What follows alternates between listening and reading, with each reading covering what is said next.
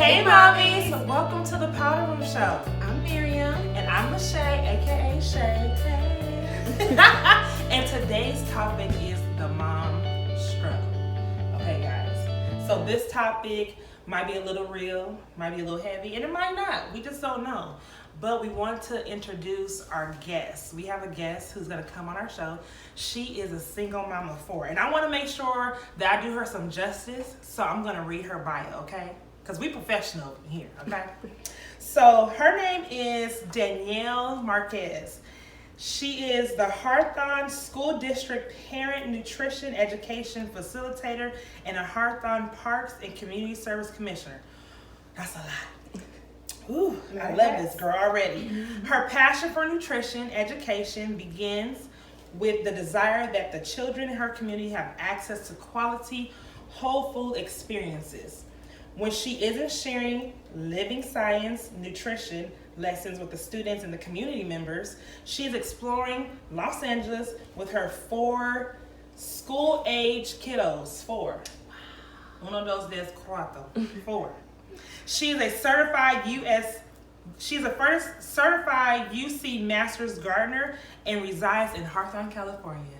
So none other, we're gonna bring out our guest, Miss Danielle Marquez. Hi Danielle, welcome to the Power Room Show. Thank you. We're delighted to have you here, our very first guest. I'm so excited. Woo woo, we moving up in the world. Now we're here to talk about single mom struggles, and my question to you is, what are your single mom struggles? Well, I feel like moms have so many struggles as it is, right? Mm-hmm.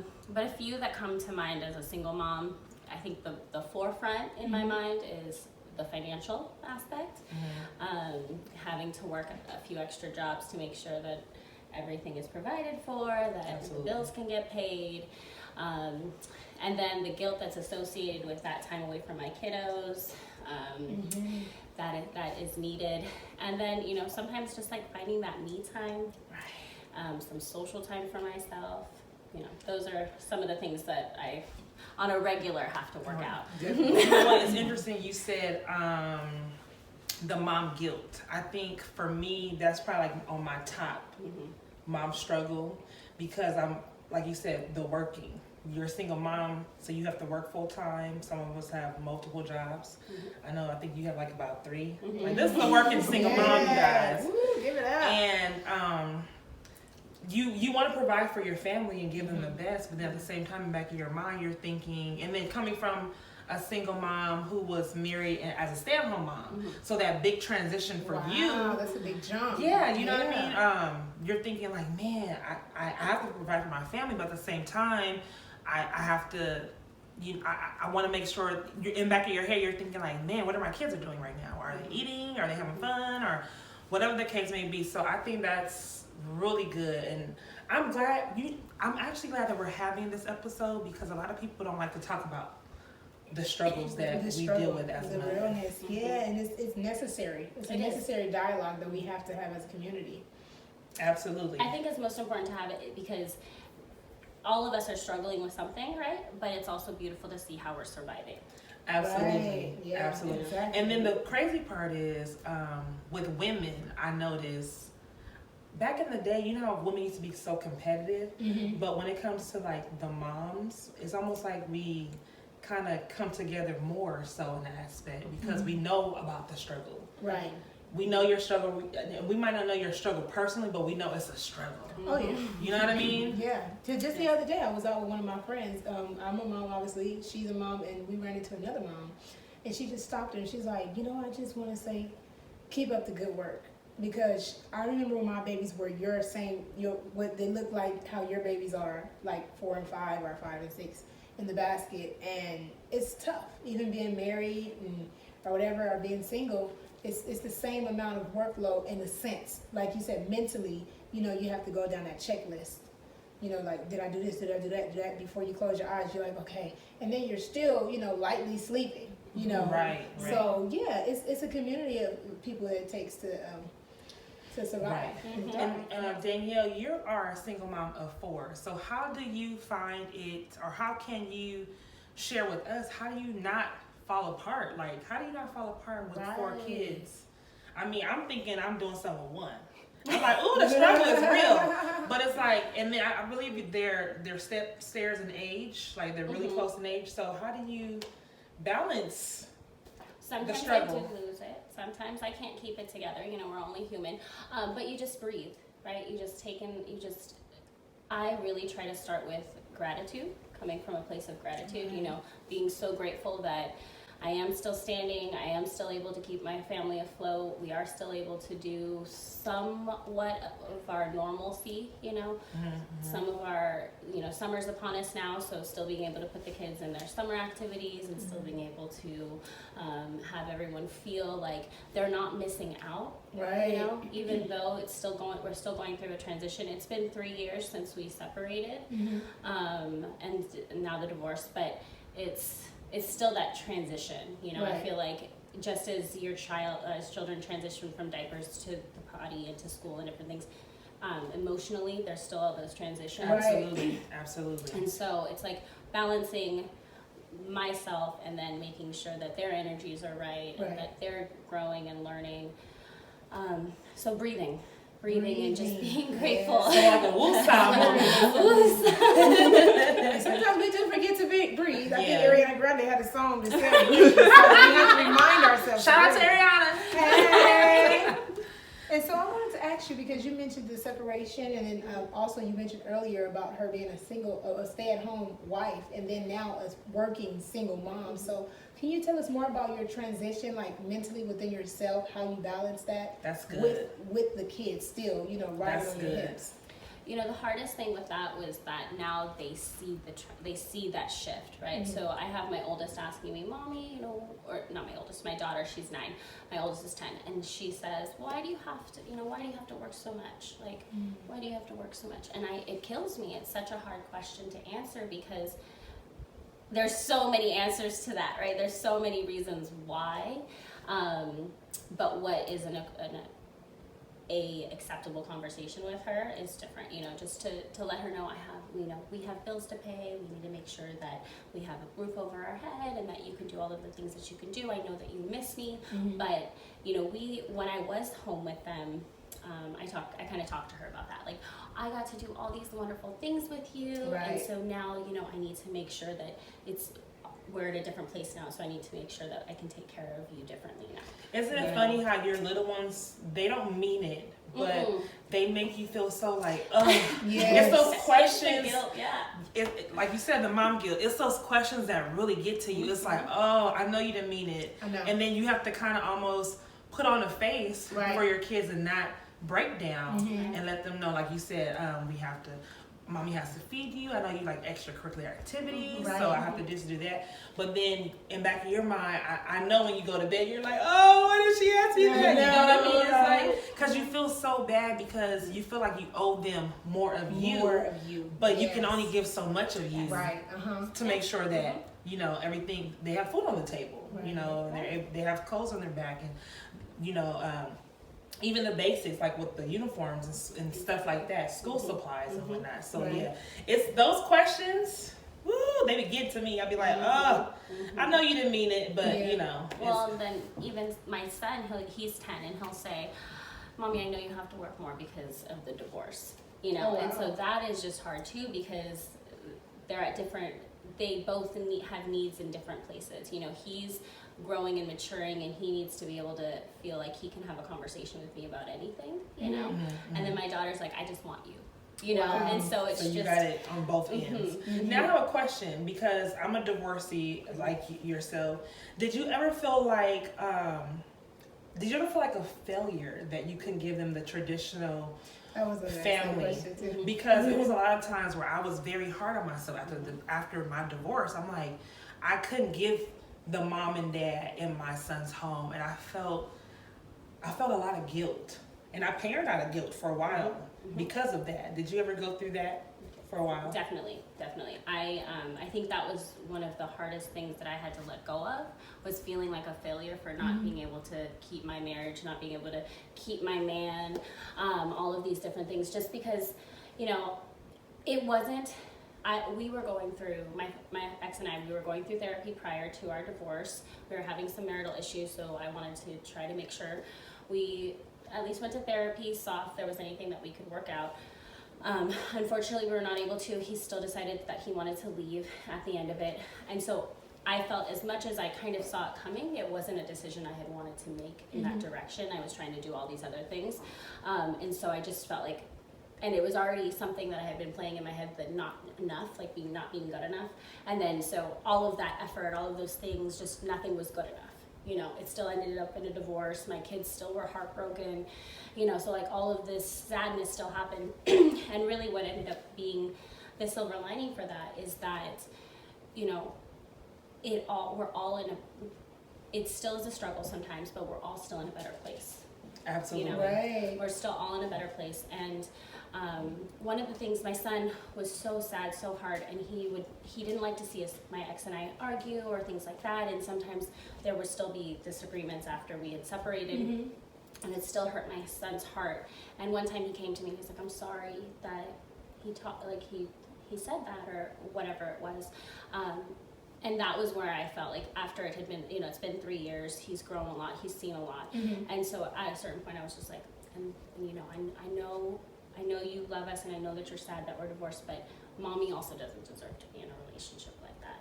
Right. You know? Ooh, and so it was being able to have these very honest conversations, because they're seeing it.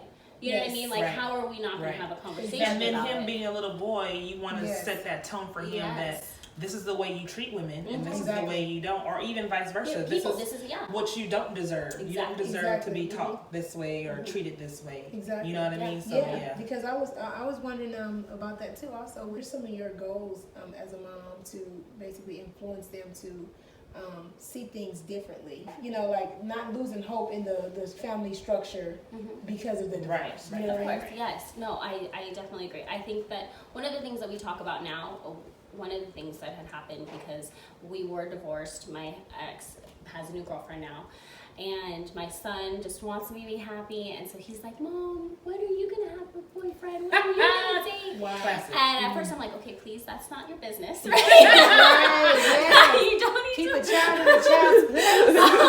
But and Old then school. again, those other conversations, like just opening up these opportunities for us to talk about, well, dating is really for you to find a partner, for you to find a life partner. So for you, the next 10 years, your focus should be on studying.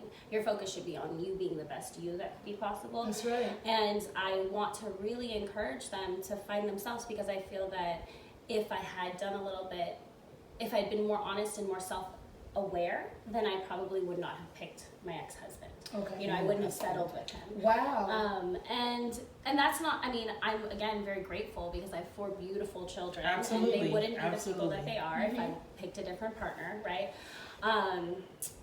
And so I guess all those struggles are worth it for them. Yeah. But That's the I truth. love that Still- transparency and that honesty. Yeah. You know what? So I just remember try to one time my control. mom had to check me, because after my divorce, I was so depressed. And at one point, I had a lot of resentment for my ex-husband. And I was like, man, I chose the wrong man for my husband. I chose the wrong father for him. And I would cry about it all the time. And I was like, wait a minute. You didn't give him life. Like, yeah, God used you as a vessel, but God ultimately gives life. Like, so whoever you would have chosen, or whatever the case may be, she was like, "That. What is that saying about your son? Do you not want him to be here?" And I have to kind of reel it in, like, Right. you know, you're absolutely right. Like, the struggle was worth it, because I have a beautiful son that came out of that horrible struggle that I went through. You know what I mean? So then I have to kind of almost like, okay, take back, sis. Like, you don't mean it. You know what I mean? I'm just kidding. Right. Because you know what? I mean, it's so easy to just say the shoulda, coulda, wouldas. And I don't like to live there. And then you always, when you do the shoulda, coulda, wouldas, it just make you feel even worse, I think. Yeah. Because it's like, okay, yeah, it happened, shoulda, coulda, wouldas, but then how do we learn from the shoulda, coulda, Yes, wouldas? exactly. You know what I mean? That's good. Yeah. Okay, I have another question. Danielle, so how do you find a social life? Yeah. I mean, that can be a struggle in itself with 4 kids. Right. How's your social life going on? Not even just... You know, I kind of a workaholic a little bit. So I just finished my master gardening program. Now I'm kind of moving out of that. I'm grateful because I have some family close by. My brother lives with me. So if he's home playing video games, I can sometimes step out. But otherwise, he's not really a good babysitter. I was joking about it earlier. I am gonna throw him under the bus with that. Hey, he's your brother. I mean, no hard feelings. You know, You know better than him. He's good. right? And so other than that, if I want like the kids to have some fun, I actually just kind of got over like, I know that I've heard from some other moms that hate asking their exes for anything, but you know, I kind of let that go too, because at the same time, I didn't ask to do this alone. Right. You know, I didn't ask Absolutely. to do this alone at all. Not Exactly. at all. So I don't feel bad, because if I need to, you know, do something for my life, ultimately everything I do for my life is for my kiddos. Absolutely. Right? If I take self-care out, it's because I want to make sure that I can be a good mom for them. And so, you know, if I need something that pulls at his time a little bit, I'll just ask. At Now, first I didn't as like mothers, asking though, before, but it's like I just need that time. Because that kind of gets me thinking, because as moms, it's like, why do we feel guilty by asking Right. the fathers to help out? Right. That's their Yeah, kids. right. They're not babysitting. Like, stop saying, can you babysit your kids? Hello. Those are your children. So why should we feel guilty asking them? Yeah. I didn't sit up and lay there by myself and have those children, right? So it's like, you're the dad. You're not babysitting. So why do we, Right. as women, feel so guilty asking for time with their fathers? I don't know. What do you guys think, ladies? Look, leave a That's a comment good in the comment section and let us know your personal thoughts on that, because that is also very true. You know, that us as women, we end up with the kids. If during a separation or divorce, we end up with the kids, and then it's like we expect to take on this big workload with minimal help, and it's supposed to be okay. You know, that's Right. what society says for the most part. Even if the dad helps out with the money, it's like, okay, well, at least he gets child support. You know, but it's like asking them anything additional sometimes, you know, we're looked at like funny, like, so. No. And let me just say this: no child support in the world. It doesn't make up time, Right. because you can have that child 100% of the time, right? But who's waking up in the middle of the night to give diapers? Exactly. Who's giving medicine for ear infections? Exactly. The list goes on. So you can say all you want. Well, I give you child support. That has nothing to do with it. No. You're at the end of the day, that's just a portion of your parenting. Oh, yeah. Because we're also taking care of the child financially, too. We're feeding Right. that child. We're making sure they have the basic necessities. Stuff from bubble bath to favorite bubble gum. You know, we have to remember all those little small details. On Yeah. top of, paying for child care, paying for food, and washing their clothes, and anything that requires a financial aspect, we have to do that on top of answering all those questions, and like you said, wake up in the middle of the night. Yeah. The list goes on, but it's yeah, that's why I let it go. I let go of asking for help from my ex, because I need it, and That's right. And if he, I had to accept that he wanted to be out of the relationship, so now he has to accept that he's still a dad. That's right. You know, he's still a dad. It's so funny. My coworker, her and her boyfriend, they were living together. They met in the military. They were living together for a while, and then they decided to amicably go their separate ways. But we were laughing because she was saying, "Oh, he was lazy. I was doing everything, in the home. Now he's feeling it because we're not together. He has to put in the time and the work with the kids. So it's not, you can't rely on me anymore because we're not together. So when the kids are with you, they're with you. I'm not thinking of. Not to say she's not thinking about them, but they're in your care now. Right, and exactly. then when I get them back, they're in my care. And I think that's so funny. Like, now you're forced to do it. You have no choice. Gotcha. Yeah. Now you have no Authentic choice. parenthood. Exactly. Now you Exactly. have no choice to do it, and that's why I give it for the single dads, because Right. it's rare to see single fathers really hands-on with their kids. And it's crazy. It's like, and I can't speak for every married man in there, but some of these married men are a little spoiled. Like the mother, especially if you're a stay-at-home mom, you kind of hold it down. Right. And then when that's ripped away, it's like, oh, now you got to hold it down on your own, because now you're a single mom. A single father, and you have to do it. Right. You have to put in the work too, just No. like we did. Now you're feeling the pain. You know what I mean? We feel the burn. Okay, so I have a question. Now let's get into your career, because you are a single mom of 4 and you have 3 different jobs. So how do you, first of all, what do you do, and then how do you manage how was your week? Right. Like, just even saying that makes me tired. Right. Well, so I work for myself. I do the nutrition education at the Hawthorne School District, and I've kind of expanded a little bit to a school in Norwalk and a school in Long Beach to support. And then I also do some childcare. So I do childcare, and I have the consulting with nutrition, and my week is different. So the reason I picked the nutrition facilitating is because it has specific workshops, but then I can also like weave the meetings into my schedule, and all of my jobs are fairly flexible. So I can be doing some of the admin stuff when the kids are in bed and like kind of in the afternoon. And so with the district, I just finished school's over, summer is here. So thankfully I have a little bit of break over the summer. And since I knew the summer was slow, I had just saved money for the summer. That's a smart girl. Yeah, very smart. So I could just kind of survive. And then we'll start back up in September. But yeah, just kind of right now I'm grateful because I have a little bit of a break during the summer because I don't have the district open, and it's kind of just little projects here and there. But really I just keep a daily schedule and just try to focus. Actually, coming out of the divorce, coming out of what I recognize as depression, right? Like struggling through all of that and just making it work. The way that I survived the first couple of years was literally like one thing. What's one thing that I'm going to do that's like super important? Because we do so many things before 9 a.m. anyways as moms, right? We everyone's been fed, the dishes have been done, the laundry's been started. So one productive thing for work is something that I would focus on. And then now those little steps have pushed my career to where it is now, where I have been able to expand, and I have been able to kind of encompass more of my community and sharing. So those are good things. Absolutely. I'm going to say this. You are a strong woman, because I found myself in the past with the mom struggle. I mean, dealing with a lot. Financial, the mom guilt of working, the mom guilt of not giving my son, or being the quote unquote the strong woman to stay with the man, or to keep your marriage, I should say, or whatever. And it took a toll on me. And then too, I had a lot of downtime where, because we have joint custody and every other weekend he's with his father.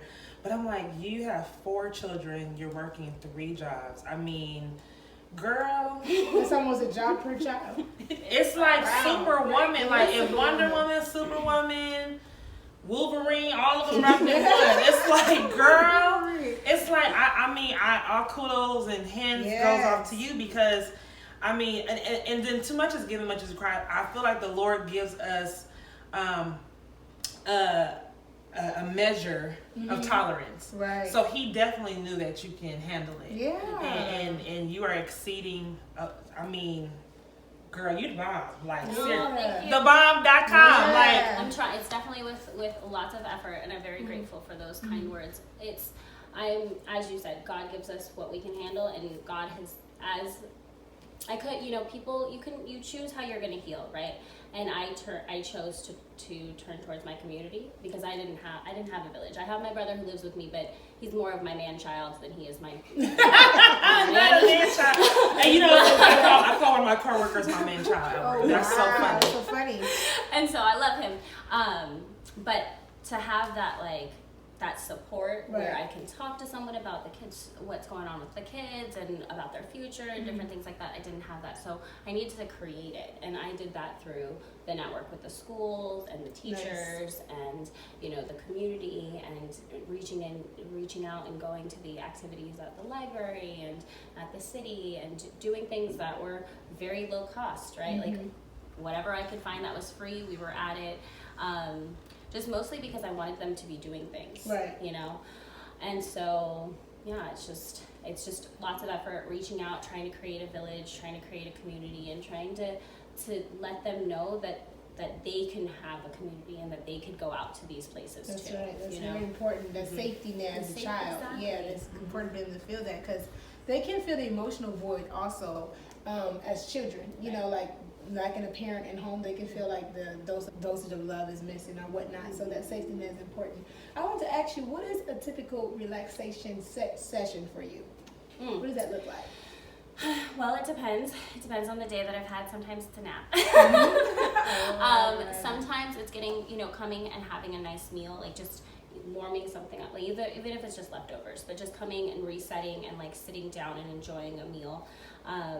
Usually I have like a lunch break between, my son will go off with his dad and I'll have like a little bit of time before I go to work. So I'll have like a quiet meal real quick just to reset. And most of the time, anytime that I get to have quiet, I really do just try to sit and am grateful. Especially with 4 kids, I know it's chaotic. Yeah, so I kind of joke because the summer's here, and whenever I see like maintenance or anyone at the schools and I'm working on the gardens, they're like, "Hey, how are you?" And I'm like, I'm great, it's quiet. It's nice and enjoyable, it's peaceful. I love working with kiddos, but it is nice to just be out in nature in quiet. So Absolutely. Well, I just want to say thank you so much for joining us on the Powder Room Show and sharing your struggle. And I hope that the moms out there, they feel us and they understand that we're here for them, and they know that though we struggle, we can come together as women. And women coming together is the most powerful thing. You know what I mean? So is there anything else you would like to share? Any business, any IG that we need to follow? Let us know about your entrepreneurship. Yeah. Let us know something. What you up to, great. girl? If you want to follow a little bit more about our adventures, then you can check us out at Simple Food for Health. We're on Instagram and on Facebook, so you can follow along our adventures. It would be great. So Danielle, what is any last remarks or advice you can give our powder puffs out there who are dealing with the single mom struggle? Well, take a breath. Remember that you are doing a great job and that your kiddos love and need you for everything that you are. And just take a minute if you need it, breathe, and be grateful for all that you have, because you are doing it. You're thriving. Yes. All right, well, that's a wrap on our single mom struggle. Thank you so much, Powder Puff, for joining us. Thank you so much, Danielle, for being here once again. Yes. Until next time, take care of you guys. Bye, mommies.